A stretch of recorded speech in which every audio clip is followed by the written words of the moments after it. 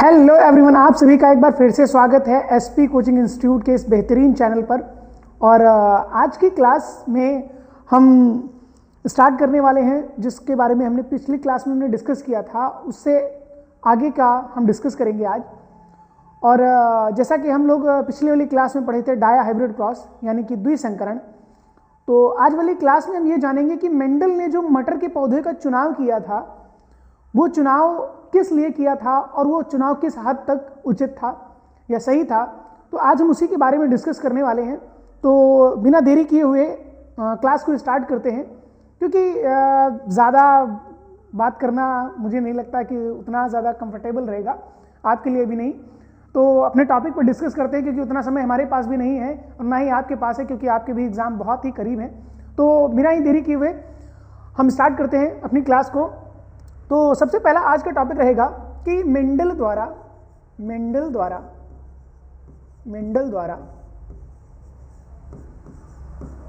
चुना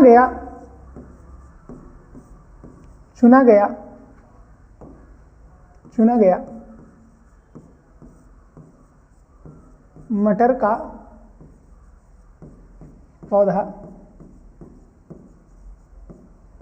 या उद्यान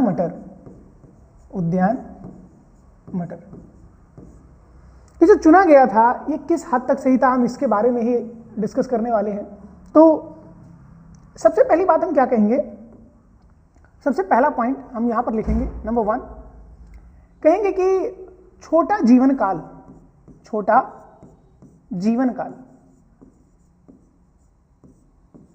देखिए, जब कभी भी हम जेनेटिक्स यानी आनुवंशिकता के बारे में जब कभी भी अध्ययन करते हैं तो वहां पर यह चीज बहुत ही मायने रखती है कि जिस चीज के बारे में हम अध्ययन करने जा रहे हैं उसका जीवन काल क्या होना चाहिए, छोटा होना चाहिए। देखिए, छोटे जीवन काल का क्या अर्थ है कि हम ज्यादा पीढ़ियों के बारे में अध्ययन कर सकते हैं।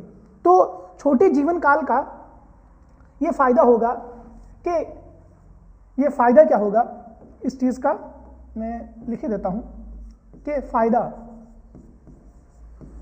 यहां पर फायदा क्या होगा उसका, तो कहेंगे कि अधिक पीढ़ियों का अध्ययन किया जा सकता है। अधिक, थोड़ा इसमें और कह दें कि कम समय में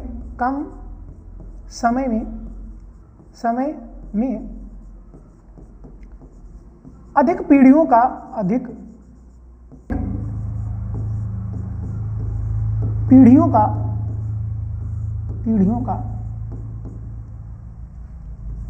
अध्ययन कर सकते हैं, अध्ययन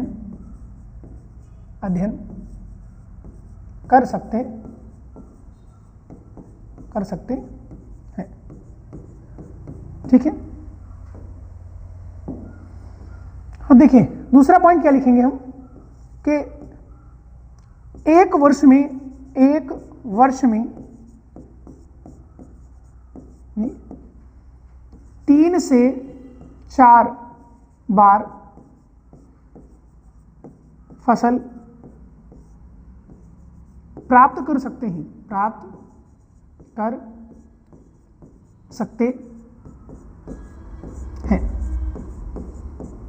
अब जैसे इस बात को भी समझिए आप कि जब हम मतलब एक वर्ष में ही कितनी पीढ़ियां, 4 पीढ़ियों का अध्ययन कर सकते हैं हम।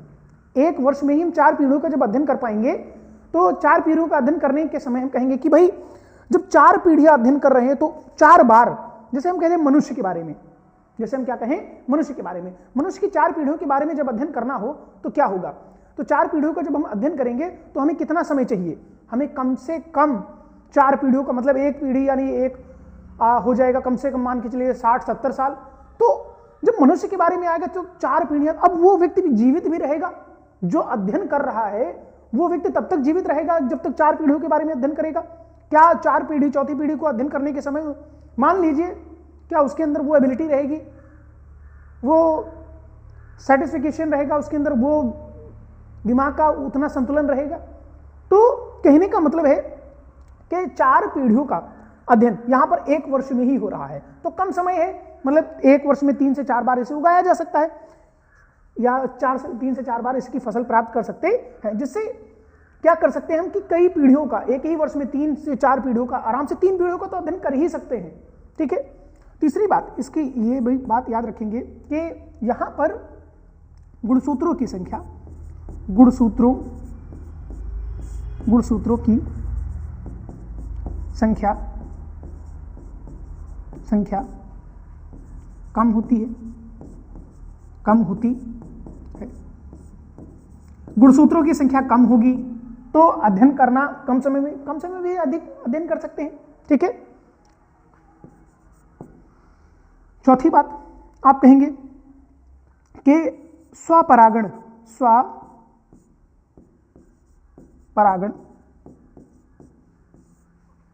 की क्रिया होती है,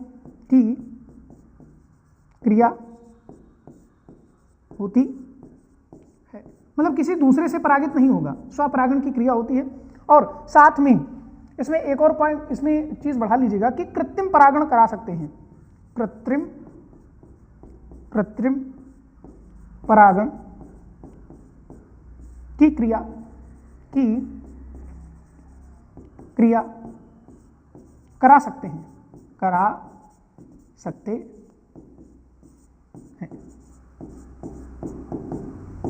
इसमें कृत्रिम परागण भी हम करा सकते हैं। ठीक है।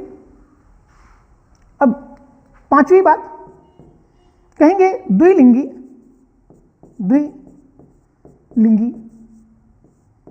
या उभयलिंगी होता है, उभयलिंगी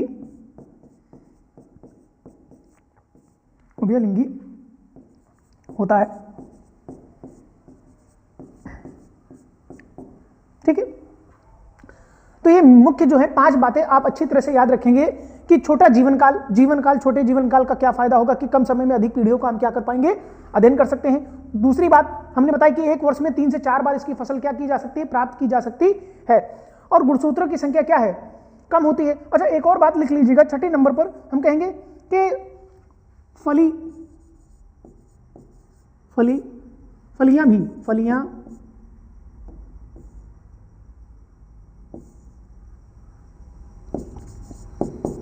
फलियां भी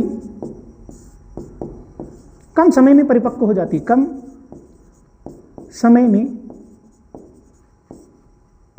परिपक्व या पक जाती है।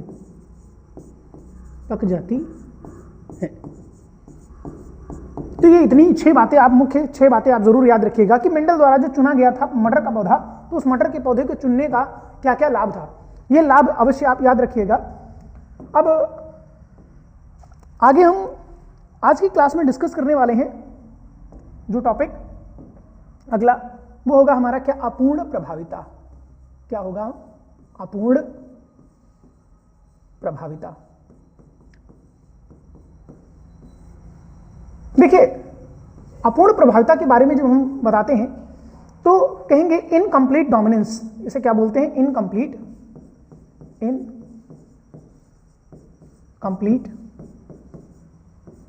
डोमिनेंस।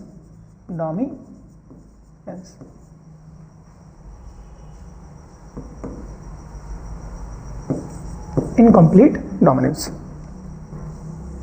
अब हम कहेंगे अपूर्ण प्रभाविता। तो अपूर्ण प्रभाविता का अध्ययन जो किया गया था, तो कहेंगे सबसे पहली बात इसके लिए क्या याद रखना है, नंबर 1,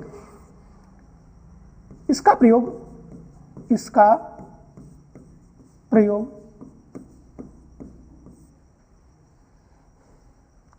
गुलाबांस के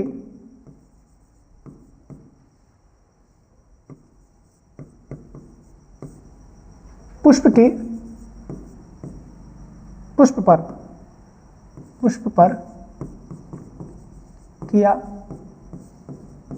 गया था। ठीक है। अब ये जो गुलाबाश है, ये जो क्या है, गुलाबाश, इसका याद रखिएगा। तो इसका वैज्ञानिक नाम गुलाबाश लिख देता हूं मैं सेकंड पॉइंट में कि गुलाबाश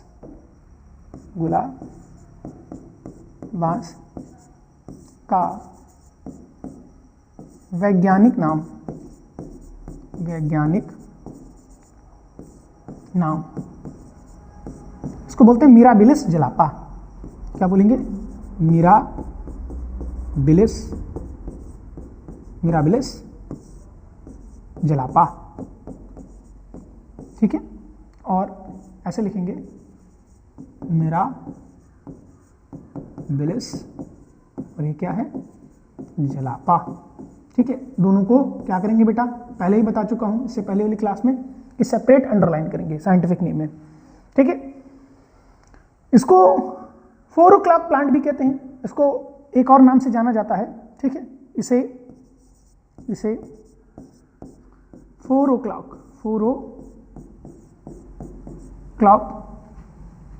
प्लांट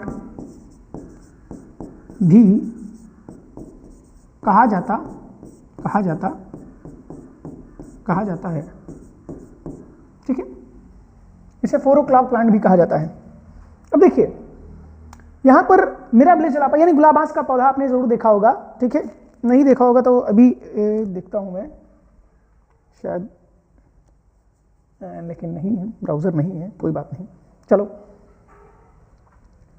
अब देखिए, चलो वो मैं दिखा दूंगा, कोई दिक्कत नहीं है, उसकी भी फोटो मैं ग्रुप पे डाल दूंगा, और नहीं तो थंबनेल में आ जाएगी गुलाबांस का। तो 4 o'clock प्लांट भी कहा जाता है।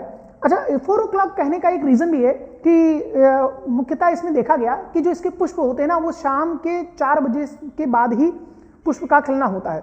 तो कई लोगों का ये मानना था, वैसे कई लोग ऐसे जैसे शाम को 4, 5, 6, 7, 8 बजे तक, तो ऐसा होता तो 4 बजे के बाद ही होता था, तो इसीलिए इसको 4 o'clock प्लांट नाम दिया गया। जहां जिस जगह पे लगा होगा उस जगह पे वो मुख्य रूप से ऑब्जर्व कर रहे होंगे कि इसके पुष्प जो हैं वो 4 बजे के आसपास या 4 बजे के बाद ही निकलते हैं, तो इसका नाम दे दिया गया था उस समय कि 4 o'clock प्लांट। वैसे ऐसा कोई फिक्स नहीं है, ठीक है। तो अब देखिए, जब उन्होंने इसका संकरण कराया, तो संकरण कराने पर क्या हुआ, हम अगले पेज पर इसका क्या कराते हैं, संकरण। तो संकरण कराने में हम कहेंगे उन्होंने क्या लिया, पुष्प लिया। कौन कौन सा? एक लिया लाल पुष्प, लाल को नाम दिया आर, ठीक है। हम कहेंगे रेड, है ना, तो लाल पुष्प, ये कौन सा पुष्प लिया? लाल पुष्प लिया, ठीक है। और दूसरा लिया क्या बेटा? दूसरा लिया डब्लू यानी कि व्हाइट, ठीक है। अब इनके बीच में जब संकरण कराया तो हम कहेंगे भाई इसके लिए जब संकरण कराएंगे तो कहेंगे कि दोनों का संकरण कराने पर मिला क्या? R W. क्या मिला? R W. आर डब्लू जो था पुष्प, वो कैसा था? वो कैसा था? वो कैसा था? वो पिंक था, गुलाबी था। अब यहां पर सबके नाम में लिखे दे रहा हूं, इसका मतलब रेड, वैसे तो दिखाई ही दे रहा है ये रेड फ्लावर है। रेड के लिए आर लिया गया, डब्लू के लिए यानी ये किसके लिए? व्हाइट, व्हाइट यानी कि सफेद, सफेद कह दो या श्वेत कह दो, ठीक है, सफेद कह दो। रेड का लिए क्या कहेंगे?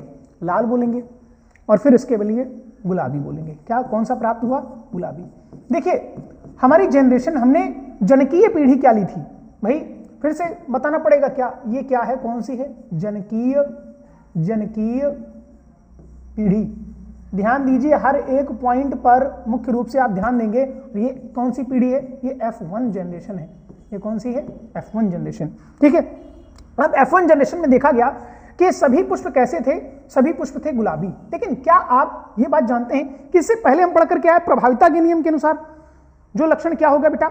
जो लक्षण प्रभावी होगा आने वाली संतति में उसी के लक्षण दिखाई देंगे। लेकिन यहां पर क्या हो रहा है? यहां पर हम देख रहे हैं ना तो वो लाल है ना ही वो सफेद है, एक नया ही गुण उत्पन्न हो गया, एक नया ही गुण उत्पन्न हो गया, एक नए पुष्प आ गया जिसको हम जो देख रहे हैं वो क्या है? गुलाबी है। वो क्या है? कैसा है? गुलाबी है।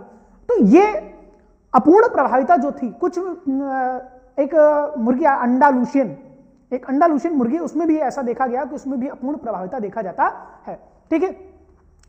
तो ये जब गुलाबी पुष्प, तो नई जाति, पहले हमारे पास रेड और व्हाइट था, अब हमारे पास तीसरा एक और उसी जाति का पुष्प आ गया जिसका एक कलर और था, जिसका नाम है क्या?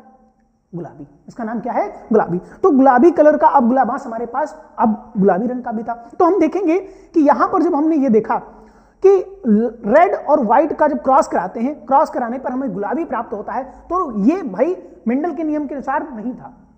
ये मेंडल के नियम के अनुसार नहीं था। इसको 3 वैज्ञानिकों ने दिया था। इसको 3 वैज्ञानिकों ने दिया था। कौन कौन से वैज्ञानिक थे वो? पहले वैज्ञानिक का नाम, जिनका नाम था कार्ल कॉरेंस, कार्ल लॉरेंस, ठीक है। नंबर 2 पर कौन थे? Hugo de Vries, Hugo de Vries, ठीक है। और तीसरे नंबर पर शारमैक, ठीक है। तो यहां पर ये 3 वैज्ञानिक थे जिन्होंने इसको अपूर्ण प्रभाविता को बताया था, अपूर्ण प्रभाविता और सहप्रभाविता के बारे में बताया था उन्होंने। तो हम कहेंगे यहां पर सबसे इंपॉर्टेंट बात कि यहां पर जब क्रॉस कराने के बाद इन्होंने क्या किया, इन्होंने इसके बीच में क्या करा दिया बेटा? स्वपरागण करा दिया। स्वपरागण कराने पर क्या होगा भाई? इसी को लेंगे किसकी तरह? नर की तरह, उसी को लेंगे हम मादा की तरह। तो हमने क्या किया? क्रॉस करेंगे। तो क्रॉस कराने पर भाई अब जो प्राप्त होगा, नंबर 1 ऐसे, ये क्रॉस, ये, और यहां पर क्या लेंगे हम? R और R और W और W, ठीक है। तो क्या मिलेगा हमें? क्या मिलेगा? सॉरी, एक मिनट, ये RW, इसी के बीच में स्वपरागण कराना है। तो क्या होगा? RW और क्या होगा? RW। अब हम क्या कराएंगे? स्वपरागण कराएंगे। स्वपरागण में कहेंगे कि भाई ये क्या होगा? यही लिया जाएगा RW और यही लिया जाएगा क्या बेटा? R और W, नर की तरह और मादा की तरह, इसी को दोनों को इसी तरह लेंगे। स्वपरागण की क्रिया आपस में कराएंगे। तो हम कहेंगे ये क्या हो गया बेटा? R और W। ये क्या हो गया? R और W। फिर इसके बाद हम देखेंगे कि हमने देखा, मैं वैसे ही बनाता चला जा रहा हूं, R और R, यानी कि रेड हो गया ये, है ना। फिर क्या कहेंगे? फिर R और W जो आएगा वो तो पिंक होगा ना। फिर ये भी होगा W और R, लेकिन R पहले आएगा और W बाद में आएगा, तो RW ही हो गया। और फिर आपका आएगा कौन सा? W और W। कौन सा आएगा? W और W। तो हम देखेंगे यहां पर कि इसका जब हम कभी भी निकालेंगे, जब हम इसका निकालेंगे क्या? जीनोटाइप तथा फिनोटाइप। अब देखिए इसके बारे में अगर कहें कि इसका फिनोटाइप क्या होगा? इसका क्या होगा? फिनोटाइप। अब फिनोटाइप को हमने आपको क्या बताया था कि फिनोटाइप का अर्थ होगा कि दृश्य प्रारूप, कि जो दिखाई दे रहा है। क्या इसमें आपको दिखाई दे रहा है कौन सा क्या पुष्प है? क्या ये लाल है? तो 1 हो गया लाल। क्या ये गुलाबी है? कितने हो गए गुलाबी? 2 हो गए। क्या ये सफेद है? हो गया 1। तो आएगा क्या? 1:2:1। क्या आएगा? 1:2:1। फिर जब हम बात करेंगे किसकी बेटा? हम जब बात करेंगे जीनोटाइप की। किसकी बात करेंगे? जीनोटाइप की। अब जीनोटाइप में देखिए क्या होगा? जीनोटाइप में देखिए क्या होगा? जीनोटाइप के लिए जब कहेंगे तो भाई अब हम कह रहे थे शुद्धिकरण। देखिए ये तो लाल है ही है, ये तो गुलाबी ही है और ये तो सफेद ही है, तो इसका जीनोटाइप भी क्या हो जाएगा? 1:2:1, क्योंकि शुद्धिकरण करने पर भी वही प्राप्त हो रहा है हमें। तो पहले मेंडल का जब नियम दिया गया तो मेंडल के नियम में क्या था कि भाई वहां पर हम कह रहे थे कि जीनोटाइप और फिनोटाइप दोनों क्या रहते? अलग। तो यहां पर दोनों के अपूर्ण प्रभाविता में कहेंगे, यहां पर दोनों अर्थात जीनोटाइप और फिनोटाइप दोनों एक समान होते हैं। दोनों जीनोटाइप तथा फिनोटाइप एक समान अनुपात में प्राप्त होते हैं। अनुपात में प्राप्त होते हैं। तो ये था आपका क्या? अपूर्ण प्रभाविता। ये था क्या? अपूर्ण प्रभाविता। तो अपूर्ण प्रभाविता का ये क्रॉस है, तो हम यहां पे लिख दे रहे हैं अपूर्ण प्रभाविता क्रॉस। तो इसको भी नोट्स के फॉर्म में आप डाल लीजिएगा, ठीक है। अब देखो फिर इसके बाद अगला टॉपिक हमारा होगा, अगला होगा हमारा टॉपिक क्या? सह प्रभाविता। क्या लिखेंगे बेटा? सह प्रभाविता। सह प्रभाविता को, सह का मतलब होता है साथ साथ। क्या बोलेंगे बेटा? साथ साथ। मतलब जो माता पिता दोनों के लक्षण होंगे वो साथ साथ प्रभाविता को प्रदर्शित करेंगे। इसको कोडोमिनेंस भी कहते हैं। कोडोमिनेंस भी बोलते हैं। तो इसके लिए फिर से वही बात कि सह प्रभाविता में हम क्या करेंगे, ये जो संकरण में कराने जा रहा हूं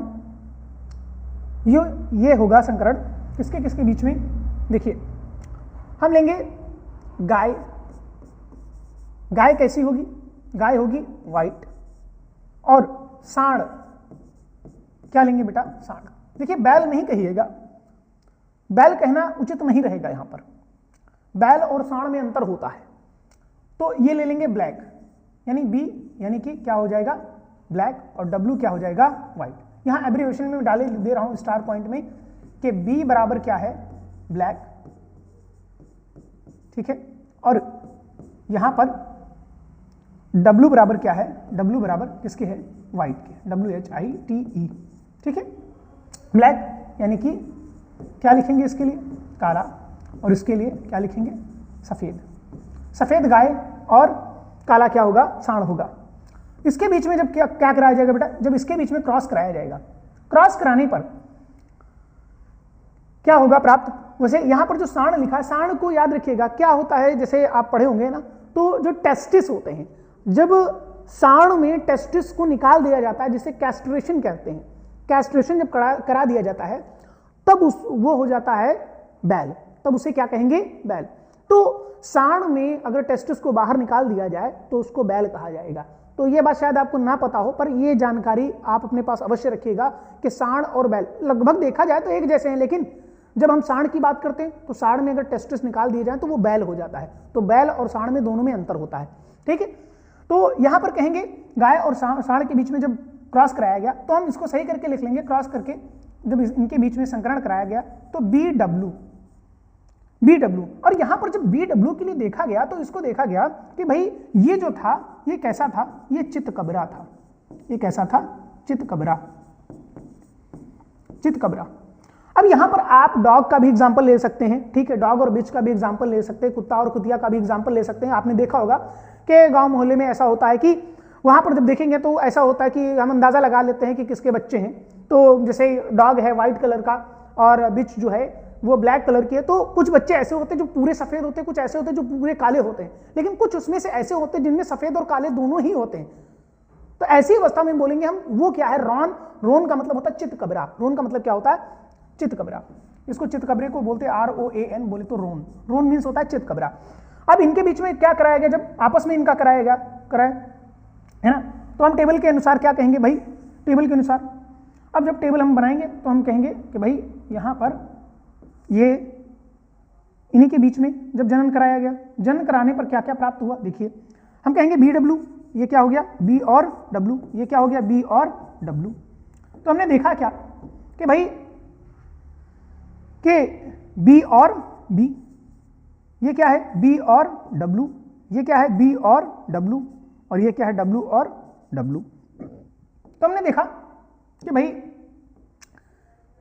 यहां पर ये कैसा था, ये कैसा काला, ये कैसा है काला, ये कैसा है सफेद, ये कैसा है सफेद, पर ये कैसा है चितकबरा, चितकबरा, ये कैसा है चितकबरा। तो हम इसको क्या कहेंगे, इसको कहेंगे कोडोमिनेंस। कोडोमिनेंस का मतलब है साथ साथ, लेकिन यहां पर भी याद रखिएगा, यहां पर भी जीनोटाइप भी क्या होगा 1:2:1, और फिनोटाइप भी क्या होगा बेटा 1:2:1। तो एक खास बात जो अपूर्ण प्रभाविता और सह प्रभाविता के लिए कॉमन है वहां पर वो क्या है कि वहां पर दोनों में ही जीनोटाइप तथा फिनोटाइप एक समान ही प्राप्त होते हैं। जीनोटाइप तथा फिनोटाइप एक समान ही प्राप्त होते हैं, चाहे वो आपका अपूर्ण प्रभाविता हो और चाहे वो क्या हो आपका सह प्रभाविता हो। दोनों में अंतर कहां पर आ जाता है आपका, अपूर्ण प्रभाविता में एक नया गुण उत्पन्न होता है, लेकिन सह प्रभाविता में दोनों का ही एक ही जगह पर गुण दिखाई देता है। तो यहां पर जो है वो डिफरेंस आ जाता है। तो इस सह प्रभाविता को भी आप अच्छी तरह से याद रखिएगा। और अगर कुछ भी आपको आज की क्लास में नहीं समझ में आया है, अगर कुछ भी आपको आज की क्लास में नहीं समझ में आया तो प्लीज़ कमेंट बॉक्स में ज़रूर बताया करें कि सर ये वाला टॉपिक और ये इसके बारे में ये मुझे नहीं समझ में आया कि ये कहाँ से आ गया। आज हमने जो पढ़ा है तो मेंडल ने मटर के पौधे का चुनाव किस लिए किया था उसके बारे में डिस्कस किया, फिर उसके बाद हमने अपूर्ण प्रभाविता के बारे में अध्ययन किया, फिर उसके बाद हमने अध्ययन किया किसके बारे में, सह प्रभाविता या को डोमिनेंस, या साथ साथ जो लक्षण प्रभावी हो रहे हैं तो उसके बारे में हमने अध्ययन किया। और इसके बारे में जैसे कि हम डेफिनेशन में लिखें तो डेफिनेशन में भी हम अच्छी तरह से कर सकते हैं। जैसे कि मान लीजिए कि दोनों के लक्षण यहां पर क्या कहेंगे कि माता पिता, जैसे यहां पर कह दें तो माता तथा पिता, माता और पिता दोनों के लक्षण, दोनों के लक्षण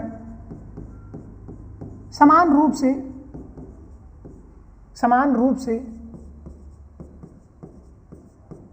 प्रभावी होते हैं।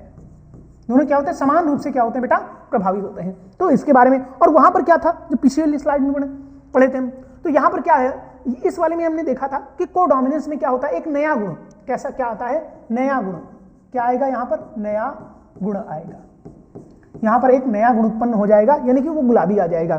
ठीक है, तो बाकी जो भी क्लास में आपको नहीं समझ में आता है प्लीज आप जरूर बताया करें, और आपको क्लासेस कैसे लग रही हैं कमेंट बॉक्स में एक बार जरूर कमेंट किया करें कि हाँ सर आपकी क्लासेस अच्छी लग रही हैं या नहीं अच्छी लग रही हैं, कि किस चीज़ की कमी आ रही है, वॉइस प्रॉब्लम आ रही है, जो कुछ भी है आप अच्छी तरह से और बिल्कुल रिस्पेक्टफुली आप अच्छी तरह से कह सकते हैं। और जितना आप अच्छा बताएंगे और जो आप कमेंट करेंगे तो उसमें मैं इंप्रूवमेंट और लाने की कोशिश करूंगा। जैसे स्लाइड अगर नहीं दिखाई देती, आपको जैसे समझाता हूं तो समझ में कुछ नहीं आता है, या फिर मेरे बोलने में परेशानी हो रही है, किसी भी चीज़ की अगर दिक्कत है तो ज़रूर बताएं। तो आज की क्लास में हम इतना ही डिस्कस करेंगे, तो अगली क्लास में हम आपके बारे में और भी टॉपिक्स लेकर के आएंगे जिससे आपको समझ में आए। अभी सहप्रभाविता में हम लोग ब्लड रिलेशन के बारे में या ब्लड के बारे में भी और अध्ययन करेंगे। कल वाली स्लाइड में हम ब्लड के बारे में कि सहप्रभाविता को डोमिनेंस वहाँ पर कैसे आता है, और ब्लड आगे पीढ़ी में कैसे हम बताते हैं कि हाँ आगे की जो जनरेशन संततियाँ होंगी उनका ब्लड ग्रुप कैसा होगा, उसमें आपको समझना बहुत जरूरी होगा। वहां पर थोड़ा सा कंफ्यूजन हो सकती है क्योंकि वहां पर जीनोटाइप और फिनोटाइप चेंज हो जाएंगे, तो वहां जब समझेंगे आप तो कल पूरी कोशिश रहेगी आपको समझाने की अच्छी तरह से, और कैसी क्लासेस आपको कैसा समझ में आ रहा है, कैसा क्या हो रहा है, आप जो भी है नोट्स वगैरह बहुत अच्छी तरह से, अगर आप क्लास 11 में हो तो अभी भी आप जेनेटिक्स को पढ़ना आप स्टार्ट कर सकते हैं और अभी से नोट्स बनाना स्टार्ट कर सकते हैं। ये मत सोचिए बहुत लंबा टाइम है, ये बिल्कुल भी सोचने की जरूरत नहीं है, टाइम धीरे धीरे निकलता जाता है, पता भी नहीं चलता है, और आपको मेहनत करना है, कैसे भी करके करना है हर एक टॉपिक के बारे में। जब तक आप अच्छी तरह से अध्ययन ना कर ले, जब तक वो टॉपिक याद नहीं हो जाता, तब तक जुटे रहें, लगे रहें, और मन से तन से हर जगह से लगे रहें। जैसे आप जैसे जैसे तैयारी करते जाएंगे आपका कॉन्फिडेंस लेवल वैसे वैसे बढ़ता जाएगा। तो कुल मिलाकर के आप बिल्कुल एकदम एक्यूरेट अच्छी तरह से आप देख रहे हैं कि क्लासेस रेगुलर आपके लिए लेके आ रहा हूं, और सुबह के समय समझ लीजिए 5 बजे उठ करके मैं आता हूं और यहाँ पर क्लास रिकॉर्ड होती है। और आज तो मैं वैसे भी लेट हो गया, काफ़ी समय हो रहा है, धीरे धीरे लगभग 9 बज रहा है। तो बाकी का डिस्कशन अगली क्लास में हम करेंगे, तब तक के लिए नमस्कार, थैंक यू, धन्यवाद, बाय बाय।